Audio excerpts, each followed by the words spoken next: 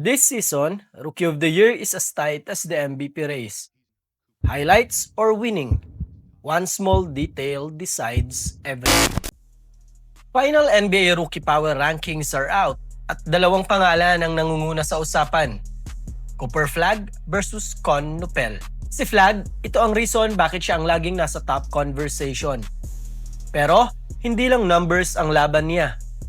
Explosive two-way player, nagdi-deliver sa defense, transition at isolation scoring. May 51-point explosion pa siya this season. Isang performance na pang superstar level. Rare kahit sa veterans. Pero issue, availability. May ilang games kasi na namimiss kaya nag-interrupt ang momentum. Si Nupel naman, ibang klase ang impact. Statline niya ito, pero ang tunay na armas niya, elite shooting efficiency. 40% from 3 on high volume plus record-breaking 3-point season. Hindi flashy pero consistent game to game.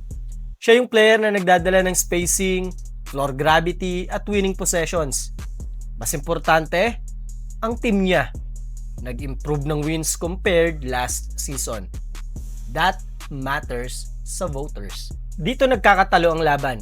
Si Flag, upside, dominance, highlight ceiling.